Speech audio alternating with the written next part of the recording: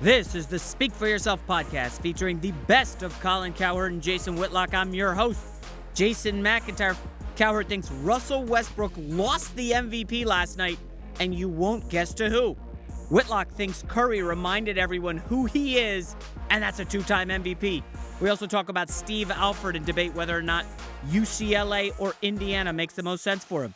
Of course, Adam Silver versus NBA stars. When are they going to change the scheduling? And Jim Harbaugh and Colin Kaepernick round out a fantastic show. And one more thing before we get going. Now that the NFL Combine is over and free agency is winding down, it's time for NFL fans to get ready for the draft. FS1 NFL insider Peter Schrager released his 2-round mock draft on foxsports.com this morning. Schrager was on the Herd earlier today breaking it down with Cowherd. Head over to the FS1 Facebook page for a draft deep dive live stream with Schrager. Peter's one of the most plugged-in reporters in the business. He's constantly talking to GM, so it's easy. Let him make you smarter on the 2017 NFL Draft. His mock draft is up today on foxsports.com, so be sure to check it out. Are you ready for Speak For Yourself? Cowherd and Whitlock, take it away.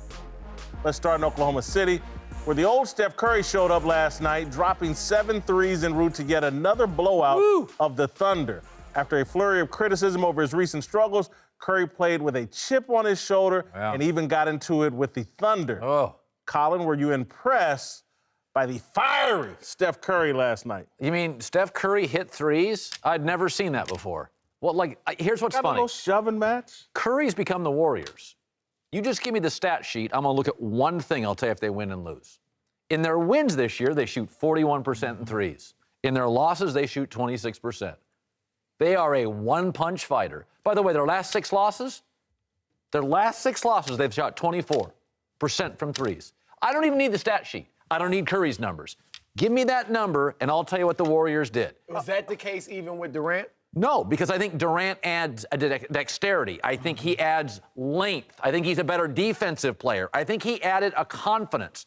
When I look at Golden State now, they did what they do on nights they win. Let me just say this. Clay and Steph hit threes. Don't badmouth one-punch fighters. George Foreman, at one point, was the most dominant fighter we ever see. He got taken out by Muhammad Ali, but Mike Tyson had a run. You can be it. If you're so dominant with that one punch, you can be, carry but you. Ali did beat Foreman because he not only beat him as a boxer, he beat him emotionally. He beat him in that fight intellectually. He sort of manipulated him. That's what LeBron did in last year's finals. He beat the one-trick pony. They added an extra punch in Durant. Well, they did, and I'm not surprised from Steph's perspective. Listen, he went through a little shooting slump, but his numbers only dropped by a couple points. It was just his shooting percentage dropped. And I knew he was going to take a back seat. His overall numbers when Durant came anyway, because the shots were going to have to be distributed between not only himself, but Durant. Where did Draymond Green fit in that situation? Where did Klay Thompson? Yeah. So I'm not surprised. And again, with Durant being out, he better step up. He should have more opportunities with Durant being out. I agree. Look, for some reason, Steph Curry's become the new punching bag in the NBA. I mean, Look, people, and you know I love you, but you're included in people, all right? They nullified 2 outstanding years, 4 very good years, for 7 games? Because he struggled for 7 games? No, what I object to is we elevated him very quickly to a Magic, LeBron, MJ Bird standard, where I think he is in that second group of Steve Nash, Karl Malone. He's better than Steve Nash. But Nash never even got to the finals. Here's the thing. Did we really believe Steph was in that upper echelon? And the reason why I asked that, because if we did, it wouldn't be this easy to discount him that much. You see what I'm saying? Because there were still questions regarding Steph and being LeBron-like. Especially among, didn't we always talk about this? Too. Among players, we always ask the question. Lack of defense. Yes. And look, I'm going to be honest. Yes. The whole suburban. Suburban. Look, let's just cut to the chase. A lot of this is because he's light-skinned. Because he was light-skinned. Got good hair. Right? No, they look at him as soft. Y'all know how it is among the brothers. It's not just the skin. It's Dale and Sonya. Kyrie is suburban.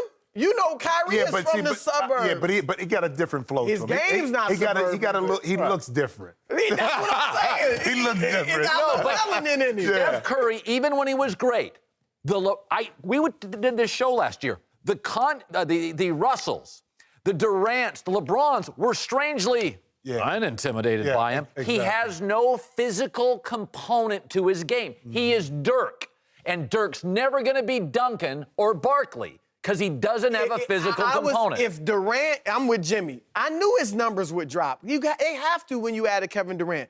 If Durant didn't go there this year, I think he'd be doing essentially the same thing he did last year. Jimmy, I don't know if I've heard you respond to my point about this, because this is Dale Curry's son. Dale Curry, I think, has talked with Steph about you need an extra gear come playoff time. Everybody else shifts gears come playoff time. They play at one pace during the regular season. True. I think Steph was playing at all out during the regular season the first 2 years he wins the MVP. And was exhausted. Yes. He has dialed it back. Right. Now we're just a few weeks from April. I think we're starting to see him pick it up. He's going to have a different gear this year. That's been his theory for a month. Yeah. You buy it? To me, and I'll go back to this, the Cavs have his number defensively. And what happens in the playoffs, and Chris, you can talk about this, because of the physical nature. Yes. The Cavs are able to off-the-ball affect Steph before he even gets it. See, that's a totally different thing. He doesn't have the freedom of movement that we're customarily watching him do during the course of the season. The Cavs have figured out we can put ancillary players on him without them hurting their offense. Yep. And we can get away with it because the officials are going to allow it to happen. How about instead of, isn't maybe they're just a new reality with, I'll give you an example. I've always compared the Warriors a little bit to Oregon football with Chip Kelly. Run through the regular season, then they face Ohio State, get punched in the neck. They're not the same offense. It's a little tougher. The NBA allows, in the finals, very chippy play. Oregon, every time they played in those big bowl games, didn't look the same. Here's what Oregon never got to do, though. Add the second best player in the league to their mix. That was Golden State's counter, Kevin Durant. And yes, I think you're right about Cleveland, and you're right about the physicality, but adding Durant is going to create more space for Steph to move. Can I say this, though? I think we overestimate how badly or overstate how bad Steph was 2 years ago in the finals when they won. He averaged 26 points, right. 6 assists, 5 rebounds. The last 3 games after they were down 2-1, they won the next 3. He averaged 28 points on 49% shooting in the last 3 games. Like, fair. For him not to even get an MVP vote was just ridiculous. I thought he should have been the MVP. Okay, fair enough. So I don't think that's your best point the whole day. On the other side of the court, Russell Westbrook had a very, very weak night, shooting just 4 of 16 en route to yet another loss to the team Kevin Durant left him for. And this while his main competition for MVP, James Harden, hit a game winner to cap off another incredible 39-point performance against Denver. All right, Whitlock, did Harden steal the MVP from Westbrook last night? Well, yeah, I want to be clear here. James Harden is winning the MVP. Thank you. Russell Westbrook is not giving it away. James Harden last night, and the other thing, more important, and he was terrific last night, 39 points at the game winner, all that. I like what he said about playing every game, and that's going to be his brand. I think that's going to ring true to fans and Westbrook voters. feels the same way. He does, but he's not having he's having an incredible season, but I think Harden is now owning that brand and saying that's who I am as a player. I think that's going to work well in this season. We would all admit that TV's a powerful tool. Mm-hmm. It made Simon Cowell in a T-shirt a $100 million a year rock star. Look what it's done to the Kardashians. It's not their clothing line. TV's a powerful tool. We know that Heisman trophies are handed out because you play well in those last 2 TV games. Here's what's remarkable about Westbrook. He's lousy on TV because the TV games are the biggest opponents. I heard you say this earlier. 20 games this year on TV. Oklahoma City's won 8 and 12. He is shooting 39% against above 500 teams. So we all know the subjective nature of voting. Oscars, movie. Think about this. Against the Warriors. These are big TV games now. The best rivalry in the league outside of Golden State, Cleveland, is OKC Golden State. 4 games against them, he's averaging 8 turnovers, and he's shooting 37%. Remember what I told you at the beginning of this? Harden is winning this. You're downing Westbrook. No, but I'm saying television is a component to awards. He is bad in these big TV games. I hate when you make good points. Yeah, that was a good one. That was good. That's all I get. That was good. No, that was really good. But hold on. Russell Westbrook is averaging a triple-double. Thank you. Just averaging a triple-double. Jimmy, did you ever think it was possible in this day and age? No. Especially a 6'3" point guard. Point guard, but I love Westbrook. But to me, the difference is, one, are you winning? And they are, I mean, They are. they But no, should be, Houston right? is in position to be in a better position playoff time. And I love Russ. Yeah. To me, and I'm going to go back to this, LeBron's still the MVP. I don't care what you say down the line. You can get all you want. Just because he's the best player. He's the best. He's the best player. Game. But, oh, come on.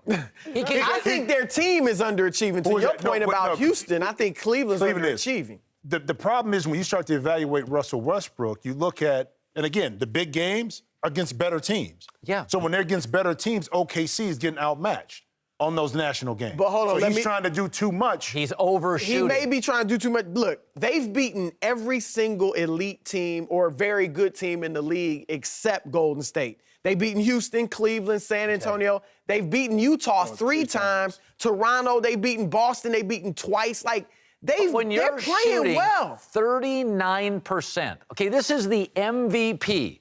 How do you stack up versus the greats? 39% shooting. By the way, in March, Westbrook, and I've always said he lacks a self-awareness. He's shooting 9 threes a game in March. He can't shoot 9 threes a game. He does what he has to do. See, I played with Steve Nash on that back-to-back. I think it was Kobe averaged 35 points, 8 rebounds, 5 assists, something like that. But Steve Nash, because of the Phoenix Suns' record and what they were doing winning-wise, it ended up getting back-to-back MVPs. Like, I don't think the Lakers even made the playoffs that year. But that's what I'm saying. But Kobe's still the best player. But from a winning perspective, that's what I'm saying about Harden. He has a case in regards to their team being a little bit more successful. I agree with that. You know, and it goes back to Moses Malone. 1982. 1982. A guy that sub 500 hasn't won an MVP. But I would say you're right. And I think, like Harden, they're on pace to win about 57 games in Houston. The Thunder are on pace to win 47. I would say if Harden was going to get them 60 or better wins, I would probably give it to him over a triple-double. Mm-hmm. But I think that the Thunder are maxing out. Like, they're just not that good. They don't have quite as much as Houston. Quite as much. By the way, they were good last year. One of those guys left. All right, really good last. We got to end this thing. That's the point. All right, welcome back. Chris Carter and Peter Schrager are back. Let's move to Jim Harbaugh, who told Pro Football Talk today that he believes his old quarterback, Colin Kaepernick, will lead a team to a Super Bowl, saying Kaepernick has, quote, the ability to be not only an NFL starter, but a great NFL player. Colin, are you surprised your boy, Jim Harbaugh, continues to hype up Kaepernick? First of all, Harbaugh's a game player. Let's admit Harbaugh. I'm a pro wrestling fan. I'm at Cubs game with my glove. Okay, so Harbaugh gets the world's watching. What is he doing here?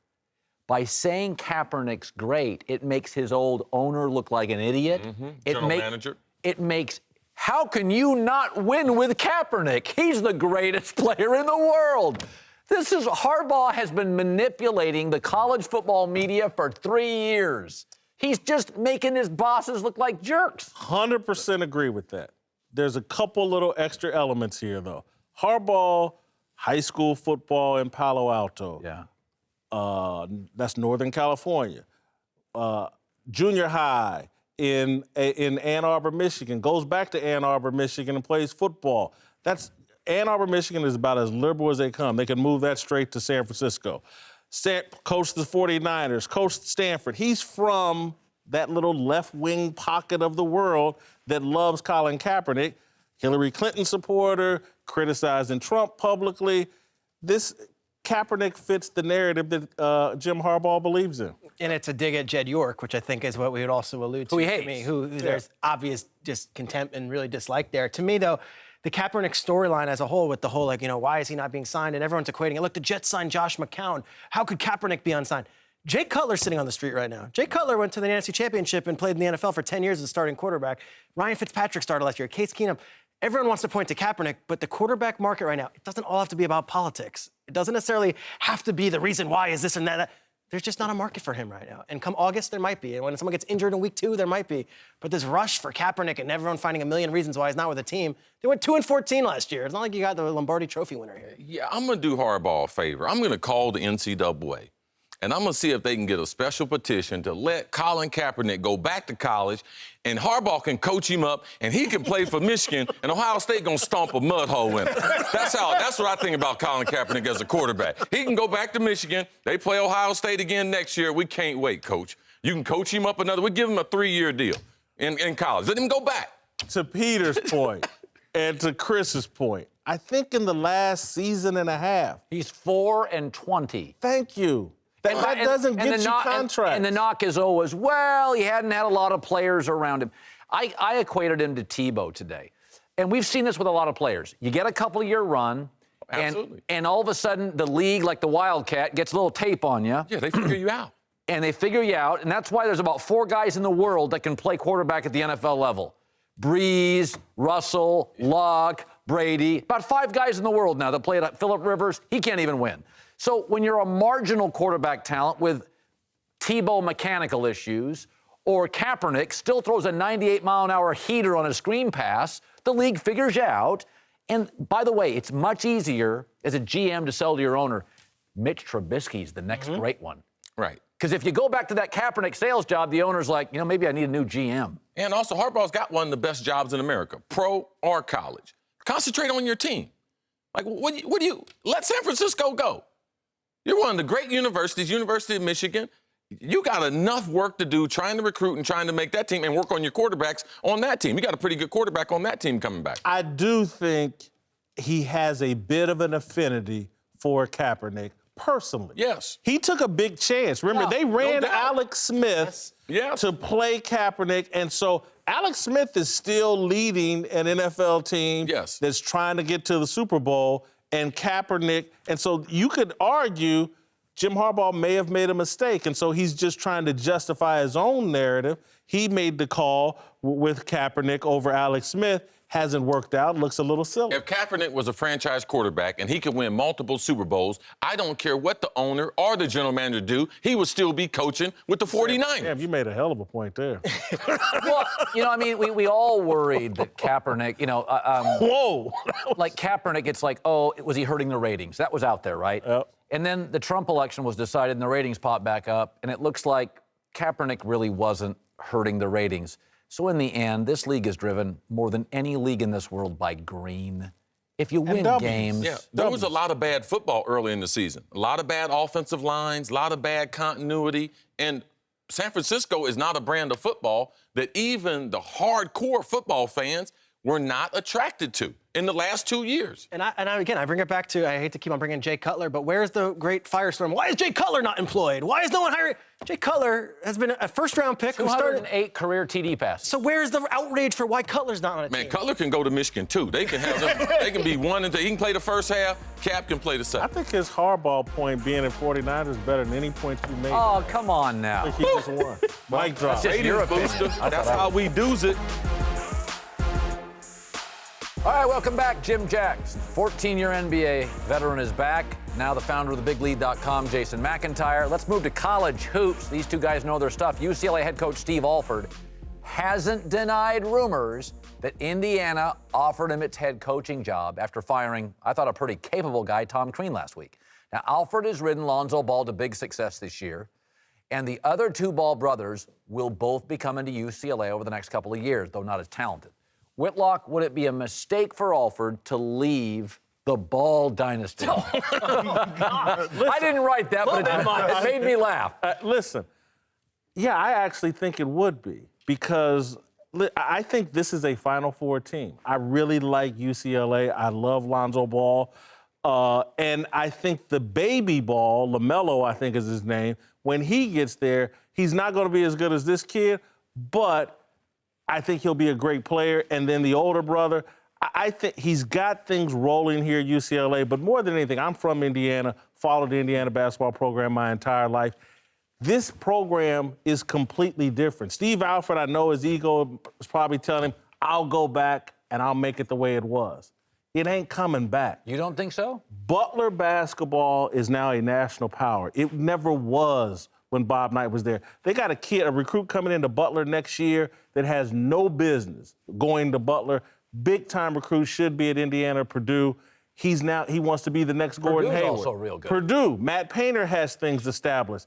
It's not the same. Look at the graphic of Indiana post Bobby Knight. A lot of guys, Kelvin Sampson, Mike Davis, Tom Crean, have tried to resurrect.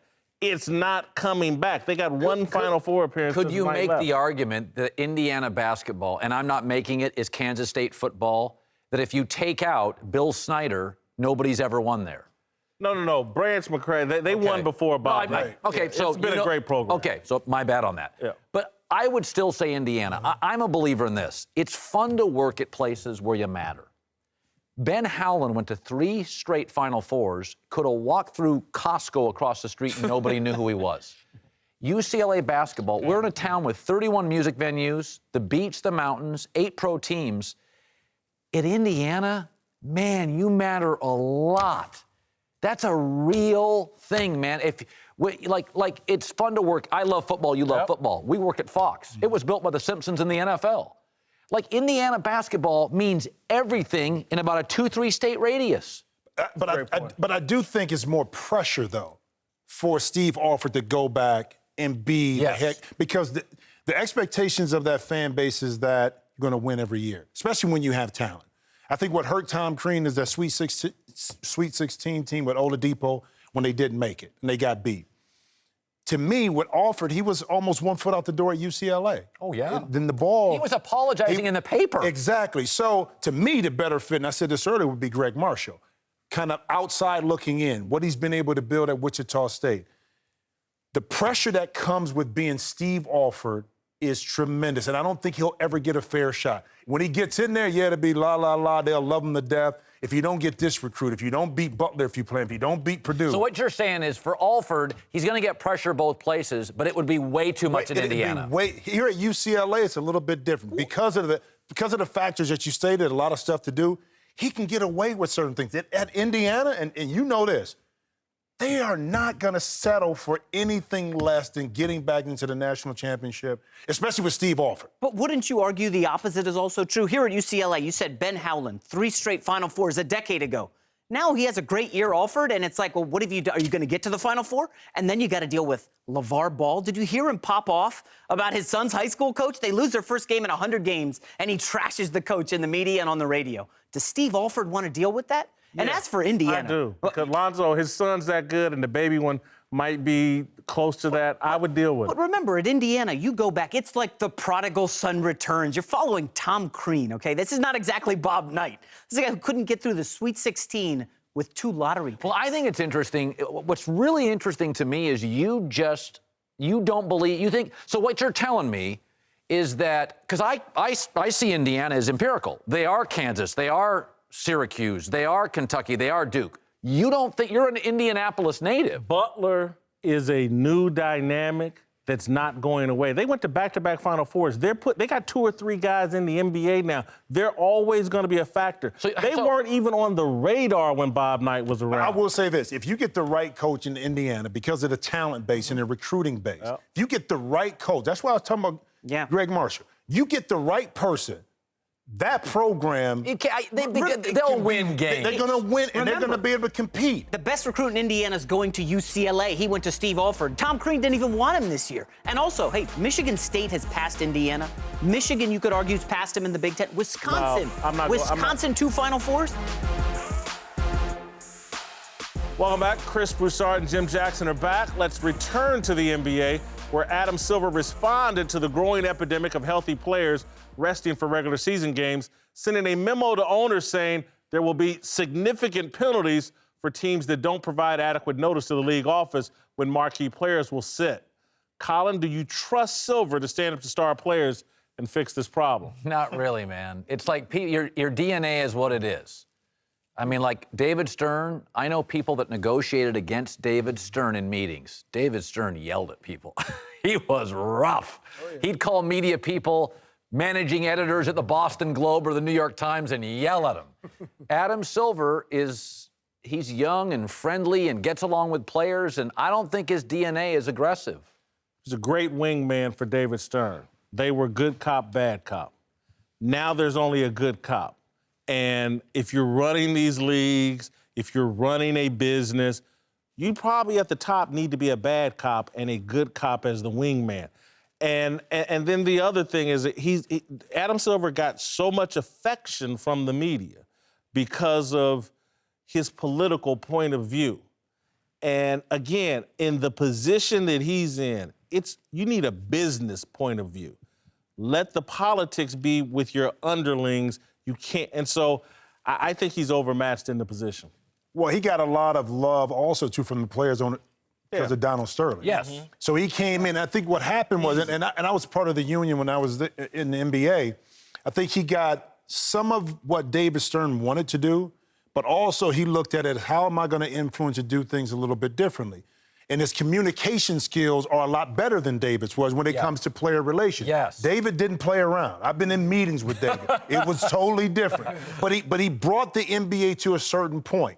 I think with Adam, he's trying to really take it to another level. Now, how he does it with this critical issue is going to be essential to the growth of the NBA, especially with the network partners. Yeah, Yes. That right there was it. That memo really came from the network partners saying, Yes. this is enough. What did you make of the memo? It tells you everything you know. It was an empty gesture.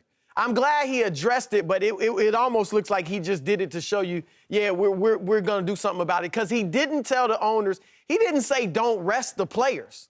He said, let us know when you're going to rest them immediately. It could be a game time decision to rest the player. It could be that morning. It could be 2 days before. Whenever it is, it's not going to be, in most cases, enough time for you to let ABC and ESPN change the game. So what were you saying? What you needed to do is say to the owners, look, we're not playing basketball in a vacuum. We got sponsors. We got network partners. We have fans. If we upset them, we're in trouble. So tell your coaches, don't rest guys. And by the way, if you rest them Tuesday against Denver. We're making a big deal out of the last game because it was national TV. Right. I don't like it in general. Thank you. I don't like it on a Tuesday night in Denver, Memphis, no TV, whatever. I think it's disrespectful to the fans. Maybe Silver needs to sit down with Chris Paul, LeBron James, and say, look, guys, don't kill the golden goose. Don't kill the golden goose. Yeah. Ownership needs to sit down with Adam Silver. Friend told me this analogy today, and it makes perfect sense here. You can take 2 or 3 dogs and herd a bunch of huge cows with just 2 or 3 barking dogs. Those cows are so powerful, they can turn around and stomp out those dogs. And NBA players got that kind of power. But if you got the right people barking at them, you can herd them along the right direction. David Stern knew how to bark. This guy doesn't have a bite, doesn't have a bark. He's a nice number 2. You know, it's interesting. I read the Adam Silver memo, and part of the article was, well, it's a science issue. We know now there's fatigue and injuries. Listen, you can't live life through a beaker, okay? Exactly. If it was, let's be honest. If we lived through science, you and I would never eat flour or sugar. Right. They just had an LA marathon. They wouldn't have the Olympics because most of it's unhealthy, that training. Yep. The reality is you don't live through science. This is a math issue. TNT and ESPN tripled what they were paying. The NBA owes their partners the best product. That's not a science issue. That is a math issue. You take care of your business partners. And I want to say this too, though, but the change in society, I think, also plays a role in this. When we came in, and I was telling you this earlier, we flew commercial. So that means if we had a back-to-back game, we had to get up, take the first flight out, get our bags, and then go to shoot around and then play. Yeah, it was times when I played, I didn't feel like playing, but I played anyway. Yeah. Different between being hurt and injured. Different. Big time different. Yep. We took pride in the fact that we wanted to play 82 games. Now, again, I didn't have the wear and tear that a LeBron had. But I tell you what, a 5-year player, I had that wear and tear, and I wasn't sitting out. Yeah. Well, and part of being in the NBA is being able to handle that, being a durable player. Yeah. Yes. Everybody can't play 80 games a year. We got to go. But I will say that you're on fire. Yeah. I'm launching an investigation. You getting some help. You ain't doing this on your there's own. some science helping you out. This is the Speak for Yourself podcast featuring the best of Colin Cowherd and Jason Whitlock. I'm your host, Jason McIntyre. On the show, we also talked about Coach K and whether or not he deserves blame for Duke's flameout in the NCAA tournament. My guys on the big lead were hammering Coach K and Duke for their failure. I kind of defended him. It's easy to beat up on Coach K, but we remember, Bill Belichick doesn't win a Super Bowl every year. He lost in the playoffs to Rex Ryan, Nick Saban. Alabama, they don't win the title every year. It's impossible for Coach K, especially in the one-and-done era, to simply get to the Final Four every year just because he's got the best players. Doesn't happen with Calipari, doesn't happen with North Carolina. It's difficult. And remember, Duke spent a lot of energy in that ACC tournament, folks. They had to rally to beat Louisville, North Carolina, and Notre Dame. That took a lot out of them, and they clearly did not have it on the road in the NCAA tournament. Thanks for listening, everybody. We're on YouTube, Facebook, SoundCloud. We are everywhere on the internet. Tell all your friends. We'll be back tomorrow for another great episode, so make sure you tune in.